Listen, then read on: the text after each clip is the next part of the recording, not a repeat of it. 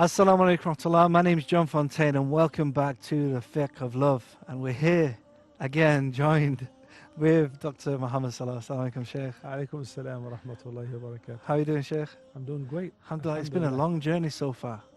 Alhamdulillah. You know, Thanks to Allah. many episodes, subhanAllah. We've May learned. Allah grant us success. Ameen, ameen. Yes, And may Allah ameen. grant everyone at home who's watching success as well. Ameen. You know, we hope that they're actually benefiting and taking notes. I want to assure you, most definitely, somebody out there will benefit out of that.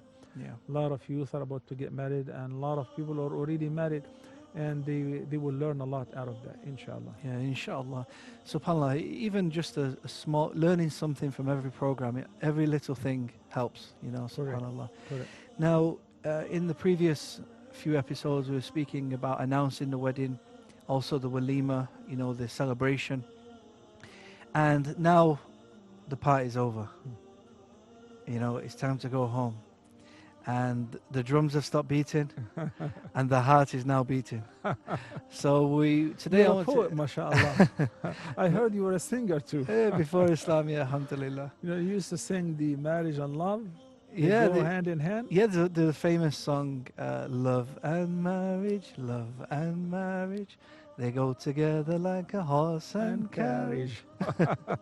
So, you know, You're gonna be saying that on the night of consummating the marriage. well, you know, actually, let's start with that. You know, it's the night of the night of, you know, the wedding night, and you know, maybe the man can serenade his wife. He could sing her a song or say a poem, you know, something to woo her, as they say. Yeah, let's talk about that. As a matter of fact, there are a lot of things which people think they're haram. Well, they're not haram. And there are also, on the other hand, other things which people think they're halal, but they are definitely haram. You gotta be very careful and distance yourself from. So we'll address this today, inshallah. In the night of consummating the marriage, in Arabic and in Fiqh, it's called dukhul. So that he enters upon his wife, or she enters upon him when she moves to his house.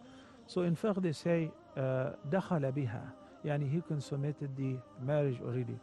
And we said before, the consummation from a Fiqh perspective counts as if once they enter into the flat, their apartment, their chamber, and they close the doors, so they are by themselves, where nothing interrupts them from having a complete intimacy. Even if it doesn't happen, officially marriage has been consummated as far as the ahkam, rules and regulations, and so on.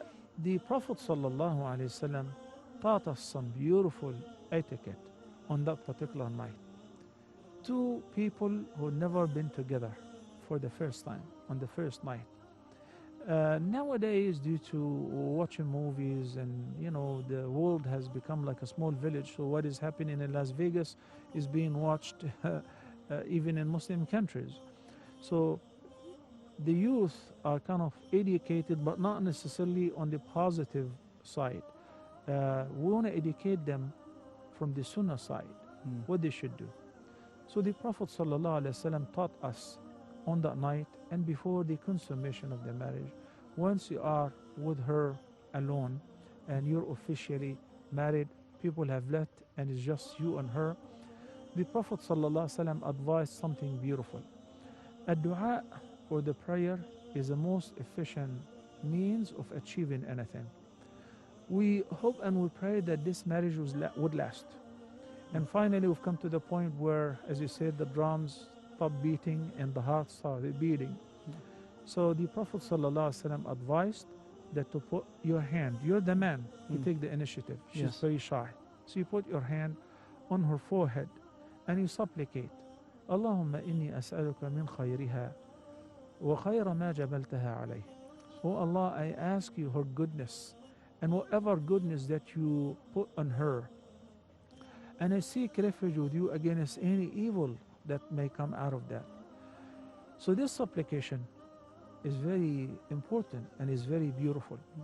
Also, the companions, some of the companions suggested to start off that night with praying 2 rak'ahs.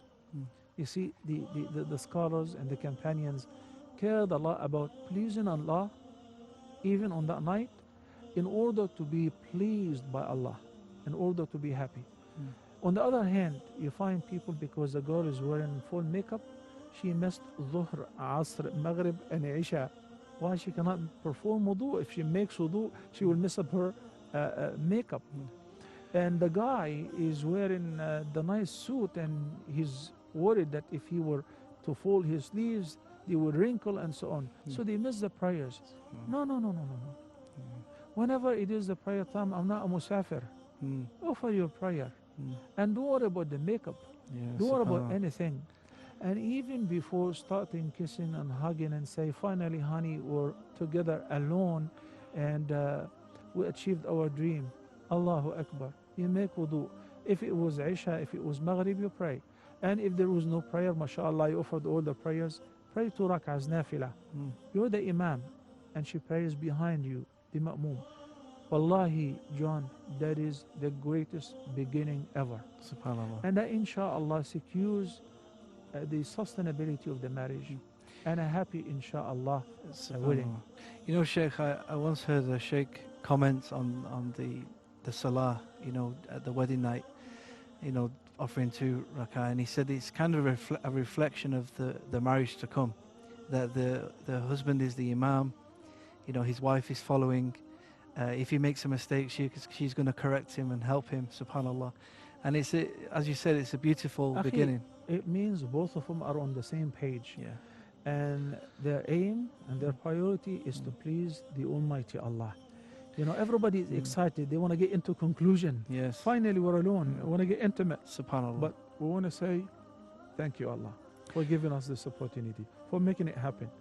Sheikh, in some cultures we see that the man either feeds the woman or gives her some milk. Is this prescribed in Islam? It's prescribed in Islam to do that on every single night, not only on the night of consummating the marriage. The Prophet ﷺ used to do that with Aisha, and he said, you know, he said a couple things. He said, "Inna fi bud'i ahadikum sadaqa." Whenever you have an intimate relationship with your wife, or a wife having an intimate relationship with her husband, they will be rewarded for that. The companions were surprised because this is sex, you know, sexual relations, having sexual relations, and will be rewarded. I understand that you will be rewarded when you offer an act of worship. Yeah. So the Prophet ﷺ explained to them simply because this guy and this woman avoided the haram. They could have achieved it in haram, couldn't they? Of course, but they avoided that and they sought the halal. They resorted to what is lawful. So the Almighty Allah will reward them both, and they will receive a reward for enjoying an intimacy in a lawful fashion. Sheikh, you know, of course, as Muslims, you know, we wait until marriage before any kind of sexual relations. And often, not just with the women, but even with the men, it's quite nerve-wracking. It's a scary thing. You know, if you've never been in that situation before, it can be very scary, a scary thing, you know, especially for the women. Maybe they think, you know, how can they cope? That's why these practices, which we discussed earlier, break the ice. Yeah. You know, when you pray together, when you pray for her and you make the supplication, and then when you eat together, and the Prophet ﷺ says, حتى اللقمة تضعها في فم رأتك صدقة. And you're eating together, just you and her, nice, beautiful dinner. So you say, honey, take this from me. This is a reward. You're rewarded for feeding her. She feeds you too.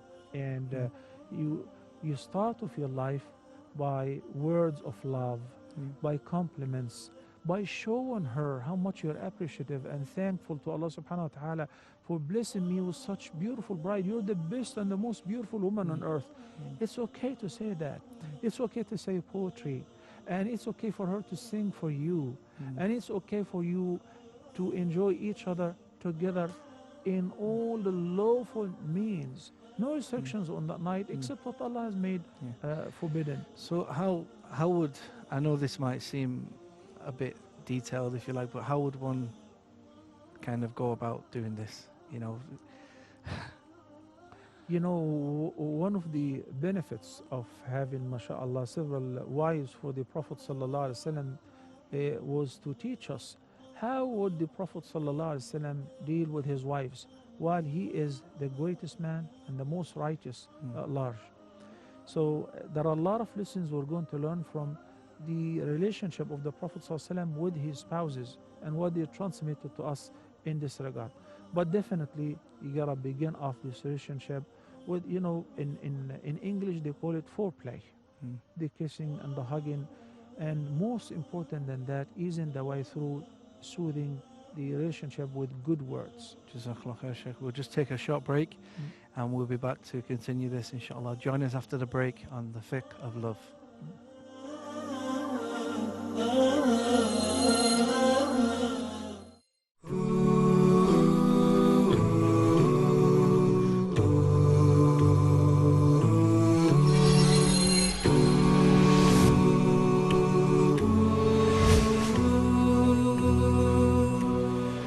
Did you renew your intentions today? Issues around the heart. How to be a leader, how to understand yourself and others. Community is a diverse group of people. How will you deal with the problems? Charity begins at home, as a proverb would say. How can we make a successful family among ourselves? Communication skills is one of the most important things that you should know. How do we deal with the many conflicts in our lives today? Join us on Huda TV in Youth Matters, where we'll talk about different aspects and subjects related to youth and highlight the importance of youth in the development of the Ummah.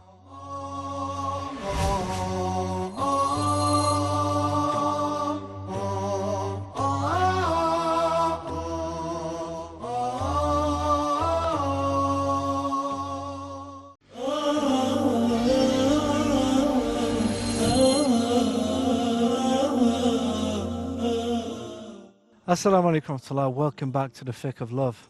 Assalamu alaikum, Sheikh. Alaikum salam wa rahmatullahi wa barakatuh. So just before the break, we were speaking about the wedding night. And we started with, well, just before we ended, we were speaking about the topic of foreplay. You know, before jumping into things, how do we take it from there? You remember when we quoted the ayah which Allah the Almighty says in it, وَلَهُنَّ مِثْلُ الَّذِي عَلَيْهِنَّ بِالْمَعْرُوفِ.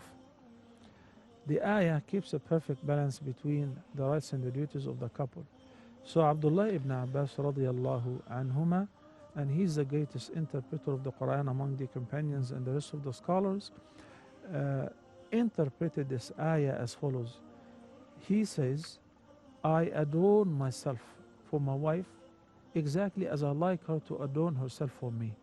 So why don't we pick it up from there? How do you like your wife to be for you on that night or before having an intimate relationship? Many people complain that she's not ready, she's not wearing makeup, she's not taking care of her hygiene, etc. Many people do in the marriage counseling. What about you? So Abdullah ibn Abbas, and this is more than 1400 years ago, you like your wife to wear makeup. You're not gonna wear makeup, but you wear perfume. You wear nice musk or nice perfume, and you like to see her comb on her hair. I'm doing hairstyle and dressing up nicely. Likewise. So maybe after the wedding party, you're sweating, you know, because it was crowded and so on. Do not jump into conclusion. Take a nice bath, comb your hair, wear nice perfume, okay? Have a nice chat before. You know, it's okay to do like, poets do. You stare at her and say, you know what, I feel you're the most beautiful woman in the world. It's okay. It's okay to say that. And perhaps this is how you see her, you know? What if, is it okay to lie in this situation? Why as well? lie? Because you only married her because you think she's the most beautiful woman in the world. I mean, there is no need to lie. You know, if you had another choice, or if you thought that somebody is better, why would you marry this person? Likewise. So when she says to him that you're the man of my dream, that actually builds up and strengthens the relationship between both of them. So the man of the dreams, not the man of the nightmares. Exactly. And in addition to that, keep in mind that the concept of consummating the marriage, it is not a must to be done on that particular night. Muslim girls are modest. Muslim girls, unlike even in the West, unlike others, so they do not watch porn. They never been in a relationship, and the virgin girls are very shy, and maybe they're very scared as well. Okay, they don't have an experience, and Muslim men likewise. So if you fail to achieve the consummation of the marriage on that night, no big deal. Maybe tomorrow, maybe later, as long as you're not ready now until you're ready. But do not push. And if the other party is scared or is frightened, try to calm them, or her or him. It depends on who is actually scared. Sheikh, you know, in this day and age, we have a problem with porn. A lot of people are desensitized to sex. You know, there's even statistics that in the Muslim countries, actually, porn is quite high. Correct. I actually think of that in a different way, because in the non-Muslim countries, zina is more high. So you have to balance it. But as you say, you know, people are watching porn, and sometimes maybe the man or the woman is actually encouraging their partner to watch this. Is this permissible? Number one, watching porn is a leading cause of divorce nowadays. I'm talking about among Muslims. In Muslims and in Arabic societies, when the man assumes that his wife will be all of those, sorry for the word, prostitutes that he watches, that's not going to happen. When you read the documentaries about those guys taking drugs, being numb in order to perform in such evil scenes, that your wife is a modest woman. Your wife is a decent woman. She's not like those guys. So what happens, his expectations are not being met, and that actually leads to divorce. It can happen on the other side as well. So we got to understand that among the evil effects of watching porn, it can and most likely it leads to divorce and failure in the sexual life between the couple. So here a guy is a porn addict, and he's marrying a modest girl. She's never been with a man before. She has never seen the genitals before, or a man in the nude before, and he assumed that she's gonna be a porn star. Definitely he's gonna break her. Definitely he's gonna cause a huge damage for her. So the person has to make tawbah first, and has to try to eliminate those evil scenes and thoughts from his mind, and realize that he's dealing with a modest human being, not with a porn performer or porn star. If he wants to maintain this marriage life, otherwise, I can assure you, she will never be able to give him what he sees and what he watches. Because you see this a lot. I mean, I get many messages on social media, brothers who they're saying they have problems with this, and you know, if this is before marriage, and it's really setting you up for destruction. Really, it's something even for the non-Muslim, the non-married people out there, that they really need to tackle this problem as soon as possible. You see the divine wisdom in the ayah number 30, chapter number 24, Surah An-Nur, when the Almighty Allah commanded Prophet Muhammad sallallahu alaihi wasallam as follows: قُلْ لِلْمُؤْمِنِينَ يَغُضُّوا مِنْ أَبْصَارِهِمْ وَيَحْفَظُوا فُرُوجَهُمْ ذَلِكَ أَزْكَى لَهُمْ. What actually leads to guarding one's chastity and protecting him against falling into adultery or fornication is the modesty of lowering his gaze, and in the following ayah, her gaze. Whenever they see something, even by accident, they lower their gaze, so that they will be protected against falling into zina. But a person who is sitting and staring and watching, he or she is most likely to indulge into this act of zina. And no modest spouse can offer you what you see, because this is all fake, delusion. Sheikh, you know, of course, with men, maybe they've not pleased their wife. You know, do both men and women equally have the right to be sexually pleased by their spouse? Correct. Satisfying the physical desire of both parties is something essential for the maintenance of marriage. And unlike what most people think, it's only the man's desire and demand. We have some cases where the wife is complaining in marriage counseling that the husband is not is not performing properly in bed, and she doesn't feel satisfied. And as a matter of fact, in some cases, that led to separation and divorce. So there are some clinical diagnoses which needs medical attention. I mean, would it be permissible to use medication in the, Of Viagra course. and things like Of this? course, there are some natural aphrodisiac foods, fruits, particular honey, black seed, and if that doesn't work, or if it works and the doctor just prescribes you some medication which assists you to function in this intimate relationship, as long as it doesn't have those severe side effects which may affect your heart or your body functions, it is permissible. Because it's not only the man who needs to be satisfied physically, but also the woman. I also want to remind people as well, and for you to elaborate on this point, which is, after intercourse as well, what do we need to do? Because of course, as we mentioned, we started with the Salah. At some point we're going to have to pray Salah. We have to make ghusl and things like this.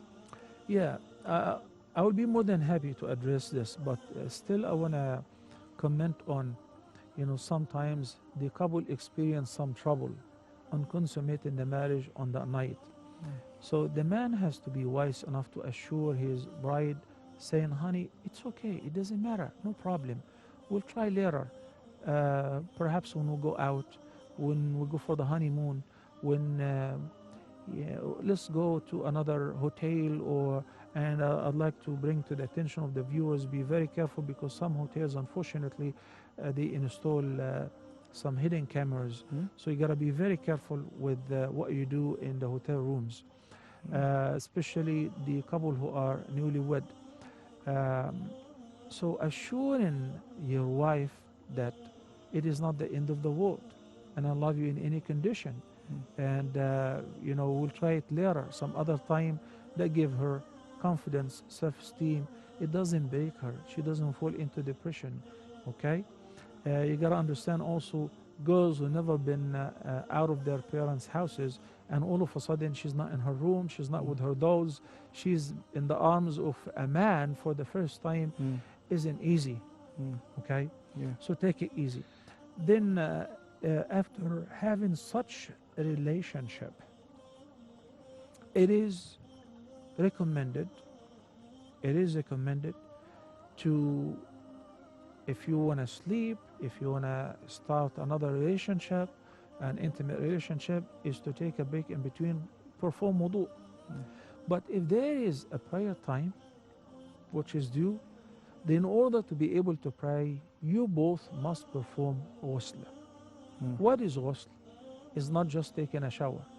It is washing the entire body, preceded with the intention of removing the major impurity due to having sexual relations. The sexual relations, some people under the impression that, I didn't have sexual discharge. It was just a superficial relationship. When the two genitals come in touch and contact, then the ghusl is due for both of you, the husband and the wife, the man and the woman. Okay, but it's permissible if it was done at night and you want to rest until the morning, until Fajr. You don't have to perform ghusl immediately, but ghusl is mandatory to leave the major impurity to enable you to offer the prayer. Jazakallah khair, Shaykh. Jazakallah khair. Great advice. Thank you for joining us on this nice episode. And we'll come back to that next time for another episode of the Fiqh of Love. Join us next time, and we'll be back with more questions and points to reflect on. Assalamu alaikum wa rahmatullahi wa barakatuh.